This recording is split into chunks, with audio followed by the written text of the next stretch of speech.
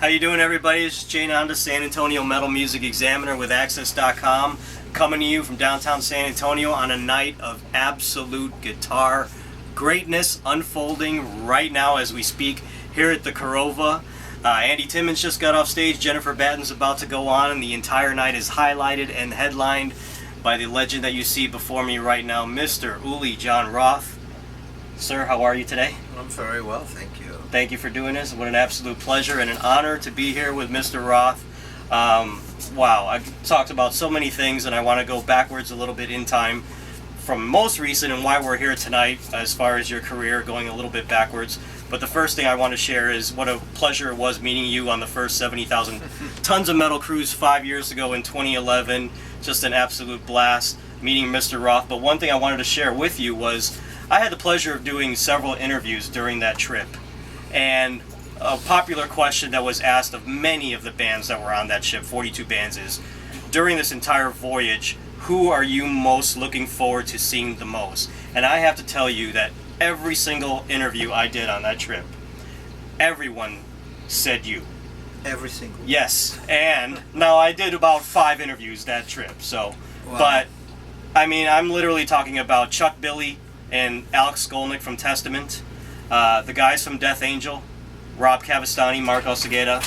I know Chuck, if you remember, joined you on stage for Sales of Sharon. He joined us for Sales, and I just had a gig with Chuck in Israel in December, you know. Fantastic. We didn't actually get to play together, but we were right after one another, yeah. And I watched your performance on the top of the ship. Alex was on the side, just patiently watching you on the side. But I wanted to ask you, and of course a lot of you know that a guy like Kirk Hammett incorporates Sales into his live solos when he's on stage during Metallica's performances. How can you explain how your skills and your style have resonated, obviously with various musicians and forms of metal, but especially those guys, their unifying factor is thrash. How does your style, all these years, resonate with guys like that? Totally mystifies me. It's the truth. Because I'm not like a metal kind of guy, you know. I never understood it, actually. I don't understand it. Must be because Sales of Sharon or whatever. You know, when I was in the Scorpions, back then it wasn't called metal.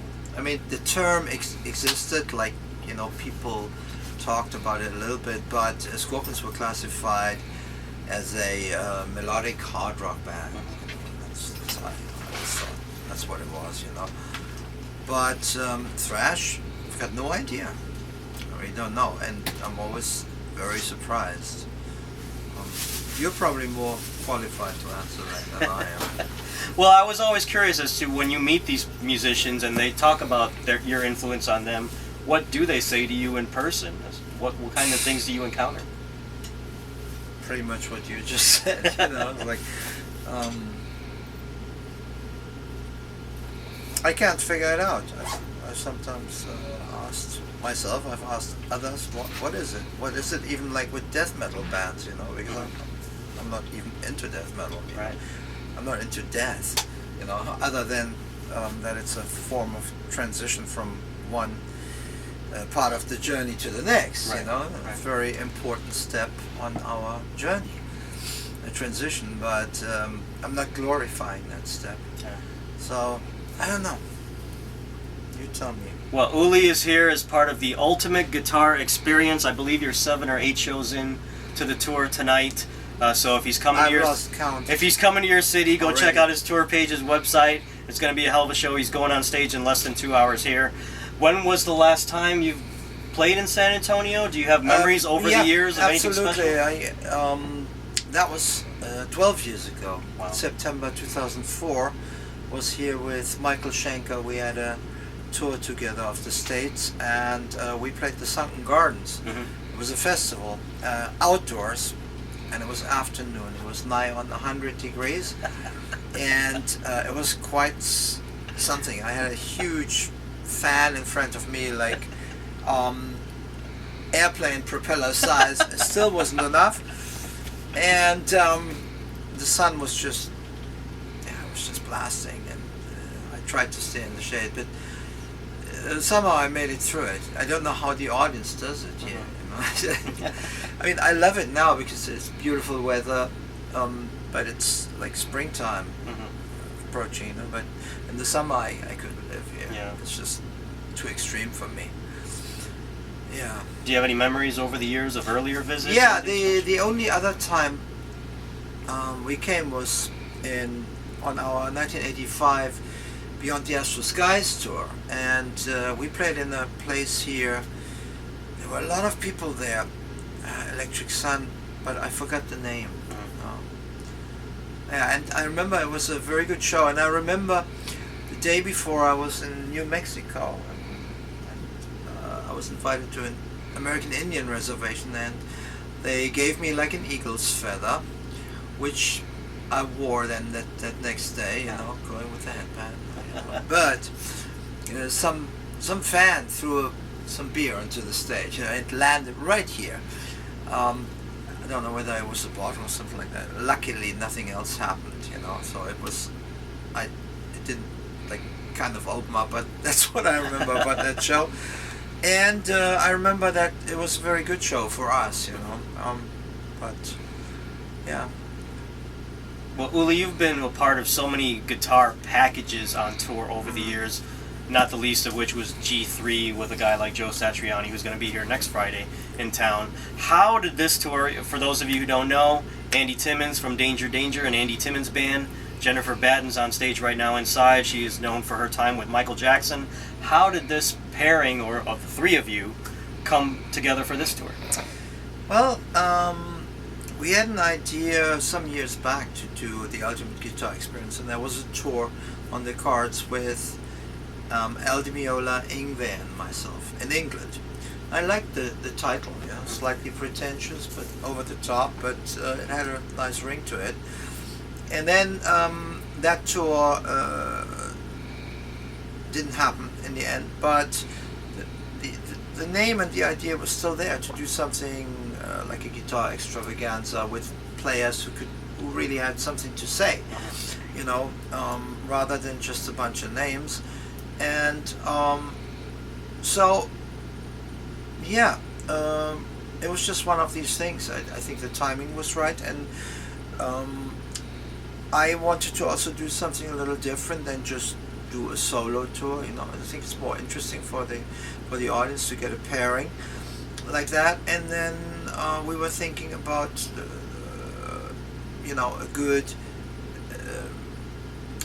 good fit, like musically and chemistry wise, and those two names certainly came to mind quite prominently for me, because I toured with Jennifer before, and we get on very, very well off stage and on stage, so that was a no-brainer. And Andy, I had only heard very little of his playing, but the little I heard was exceptional, and I could immediately tell that he would be the right kind of guy to be on stage with and actually do something a little bit different. Not because a lot of times when you put several guitar players onto the stage together, it ends up being like a massacre, and and sometimes I really don't like it. It needs to be the right kind of musicians who actually are able, capable, and willing to listen to one another, and also take a step back and take a step forward, when to act like a team.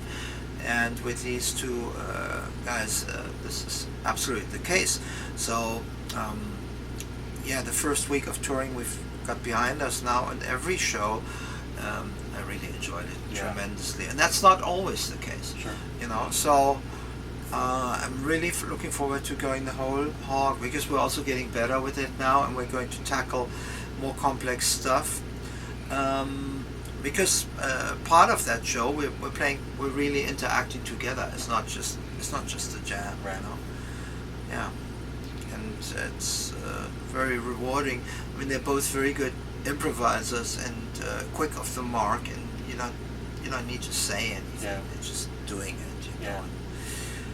I like that. The thing I love about your set, from what I hear, is that it's going to incorporate everything. I mean, it's a celebration of your career, so it's not just Scorpions material. Oh yeah. It's Electric Sun, it's yeah. solo stuff. You're jamming with Jennifer and Andy at the We're end. doing some classical Right. stuff as well. Yeah. Yeah, but you are basically touring in support of the latest album, Scorpions Revisited. So I wanted to ask you about this. Of course, I mean, if you're a Scorpions fan, you know the classics. I mean, so many great songs. Pictured Life, The In early Trance, Virgin classics, Killer, yeah. the early classics. We're doing the early classics. In Trance, Virgin Killer, Yellow Raven, Sails of Charon, Fly to the Rainbow, of course. I have to say, in my opinion, it's always been one of my favorite songs, but I think the best song that came out the most on this album with your guitar playing and the entire band, for me, is Will Burn the Sky. You are just absolutely blistering on this album. Thank Scorpions you. Revisited, 19 songs. Just fantastic stuff, but also, the big thing is that Uli recorded this, I believe, in the same hall, the same space, where you basically rehearsed with the Scorpions back in the day. Can you tell people out that's there? absolutely Yeah, true. can you tell people out there And how for it me, went? that was kind of like a big deal because when we first started out, even before the Scorpions, I was privileged to be able to rehearse in that place. You know, even before my band Dawn Road, and going back as far as 1971, and it's basically a school auditorium near Hanover, where we grew up, and the son of the caretaker was none other than our keyboard player, Achim Kirschning, and so, you know, I had my own little rehearsal room there downstairs, and we were able to use that auditorium, and it was a very inspirational place. So when we the Scorpions then rehearsed there in that school for years. Not that we rehearsed that much, actually we didn't, but when we prepared an album, it would happen there. And we had a rehearsal room downstairs in the cellars, but quite often we made it to the upstairs, and we would set up there over the weekend or whatever, or in the evenings, and rehearse there. And in fact, that's where the new Scorpions were founded, in that place even. Come to think of it, because I had this band called Dawn Road, which was a four-piece, and it included Francis Buchholz and Jürgen Rosenthal and this keyboard player Achim Kirschning. And we were rehearsing there, and Rudolf just came in, checked it out, joined us, and very soon we started a band, because by then the old Scorpions had been disbanded. Meet Richie Monica, great drummer, by the way. Drummer right there. You know, Thank you, sir. He's amazing. I love this kid's playing. Thank you, Uli. You're gonna hear more today. Yes, of he was it, great where on they come soundcheck, from. and we can't wait to see him at the show. Oh, Yes. I have to ask He knows one it. more little tidbit, if I don't mind. If you don't have to put it in the interview, but I think the answer earlier with Kirk is Uli plays a lot of harmonic minor scales and certain scales that Kirk likes, regardless of the songs. He's very influenced by the harmonic content of Uli. Right. I think that's what he's given a nod to. Is the fact Harmonic, that- melodic. Yeah, you very mean. Yeah. harmonic you could minor, be right. exactly. You Very could be good. right. Major 7, one of mine. See, Very good. an He's the expert man. talking. No one did it like him, so. that's Spoken what like a he's- drummer, right? Talking about No, harmonics on this guitar. guy is more than a drummer. I know, He plays that's what I'm many saying. instruments. I'll leave that now before I get That's what I'm embarrassed. saying. He knows many instruments. Enjoy the show, guys. Yes, thank you. Very good. Very Where good. were we? Anyway, so it started in that hall, and very soon Klaus Meine joined us, and we wrote songs in that hall. We did recorded demos, and it's always been there until kind of the time of Tokyo Tapes, virtually, when I left the band. Right. And then, ever since then, I'd never been there again. So when it came to recording this album, immediately this came to my mind. Why don't we go there and play basically in a live environment without an audience? Right. Not that it was empty. I mean, a lot of our old friends were there, you know, we had a blast. But we played completely live, and we did that for 3 days, playing each song like 3, 4, 5 times at most. And several of the best ones were first takes, like Says Sharon, Will Burn the Sky possibly also one of them. Mhm. Definitely Fly to Remember was the first take. Wow. So yeah, it came out really nice, and I'm Fabulous proud record. of this album. Fabulous You know? record. And I was surprised because I was kind of talked into it. And initially, I, you know, it took me some time to warm to the idea to revisit my own past like that. Mhm. But once I kind of had committed to it, I was surprised first of all by the response it got when we played live, but also by the inspiration factor, Yeah. because it kind of re-inspired me in a certain way, reconnected me with a certain way of guitar playing, and I'm glad about that. Yeah. You know, it enriched my playing. It was a certain type of recharge, a certain frequency in my playing, and which is there now. You know, I'm using that every night. Let me ask you something for the guitar enthusiast out there, not just those of us casual fans who love your music and love your playing over the years. What was it about the Sky guitar, tone-wise, feel-wise, when you were developing it, inventing it? What was it about it that, and we saw you today with the new double neck version earlier this afternoon, just your whole line of thinking when you were constructing that machine and wanting, or and it is a machine basically, instrument-wise, just what was your line of thinking as far as when you were, what were you trying to achieve with that invention? Well, I just wanted something with less limitations, Mhm. you know, something like the sky's the limit, like.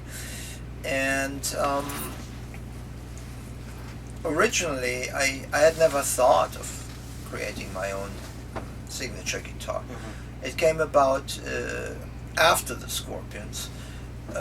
But even during the Scorpions, I was struggling with some of the top notes. I wanted to play higher, and I couldn't, because the guitar, the normal electric guitar, has a certain natural limitation and of range.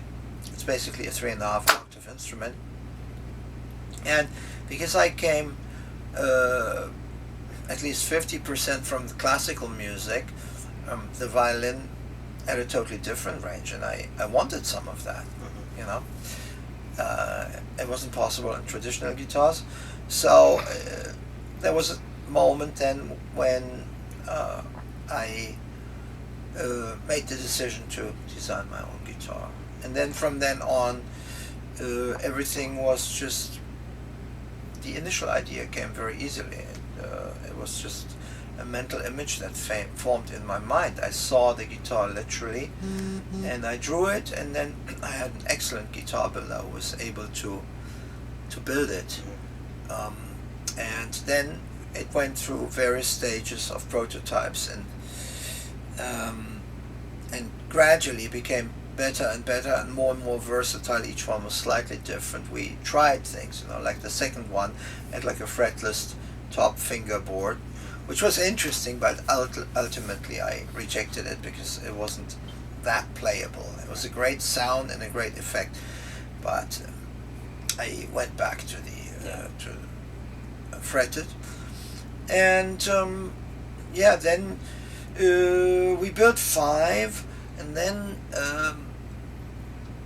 none for many years, until I met Elliot Rubinson, who's the CEO of Dean Guitars, during a music fair in Frankfurt. Right. He kind of talked me into putting out the signature model. Now, at first, I wasn't so into the idea, because the Sky guitar was very personal to me, and really geared to my own needs, like my own kind of trademark. And it took some time before he persuaded me. But one of the things that really clinched it was that I realized that if we were to build quite a few more Sky guitars, because each one was a big deal to do, it would give me the opportunity to do some research and development, and to perfect them even more, and to do prototypes. And we did, and it didn't take long, and we ended up with a beautiful series of 50 limited edition, which were all hand built by a master builder in Germany, Boris Domenje, and they were all Dean guitars, so hand built Dean guitars, rather than just machine built in Korea or China or whatever. Not that those guitars are really bad, because most guitars are machine built nowadays, but there is a difference. A hand built guitar built by a master builder, an artist, so to say, is different. There's a bit more of a soul in it, and I think I can detect the difference. Well, you mentioned Tokyo Tapes. Here's a vinyl version, newer, courtesy of my man behind the lens right there for all you folks. But you kind of have an Abbey Road moment here going on, so I wanted to ask you here, get a good look for those folks up there. There's Uli. That was such an early morning shot. What do you remember about this shot? It was a shot. I remember being strongly jet lagged at that time.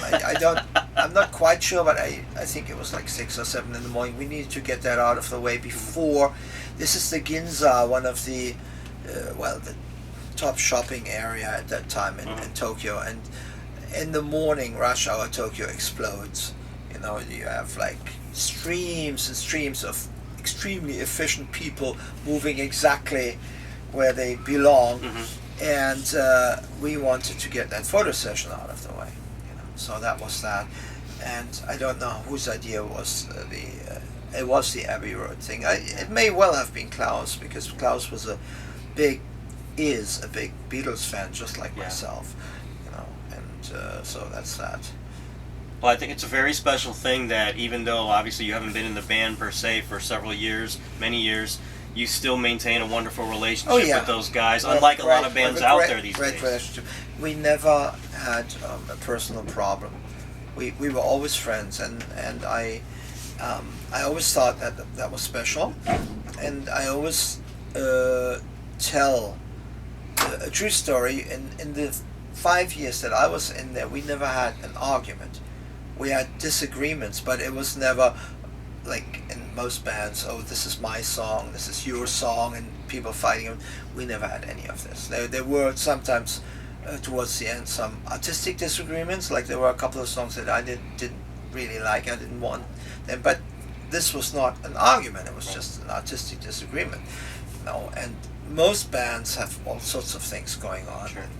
With the Scorpions that was never the case. I thought that was very, very special. And one of the reasons also why the band was so successful. There's never just one reason, it's always like a constellation of reasons, With the Scorpions, I think the number one being the strength of their songs, the songwriting, and then of course the phenomenal sound of the voice of Klaus being such a trademark, and lots of other reasons coming together. Sure. Well, Mr. Roth has an incredible show to get ready for tonight, because I have the utmost respect for you, sir. And I want to thank you so much for taking the time. Uli, you are fantastic. In Germany, they Mr. each other. I'm not even into that. Well, I'm very honored, very thankful that you did this. Same family. We are. Thank you so much. We're all together in this, so yeah. Okay, well, I wish you the best with your series, Thank you. Wish me the best tonight on Absolutely, my third we are gig looking in forward to it. San Antonio here, I'm still a little asleep because I haven't slept much. I haven't slept enough on this tour yet, and I've just been to the hotel, had a little nap, but still not quite awake, Right. But well, go check out Uli. Yes, the ultimate guitar experience. Come into a city near you. Go check out Scorpions Revisited, the master here himself. Looking forward to you if you're seeing him on a regular show upcoming. But tonight is all about San Antonio. So for Uli Jon Roth, this is Jay Nanda, San Antonio Metal Music Examiner with Access.com, reminding you, don't hang them out to dry, hold them up high. Oh boy.